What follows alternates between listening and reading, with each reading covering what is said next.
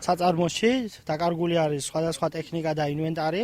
მინდა აღნიშნო თქვა, რომ ეს მეტყველებს იმაზე თუ რამდენად არის შემცირებული კრიმინალი რეგიონში და მეორე, რაც მთავარი არის, რეალურად გლეხებს ექნებათ საფრთხე იმ ადამიანებს, ვინც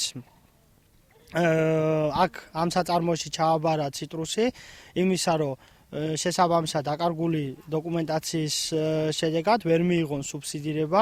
10 დღის წინ მოხდა ძარცვა ქობულეთის წვენების ქარხანაში, მაგრამ მას აი ამ ძარცვას დანადგარებთან არანაირი კავშირი არ ქონია. მე რამდენადაც მაქვს ინფორმაცია, წაღებული არის მხოლოდ კომპიუტერული ტექნიკა.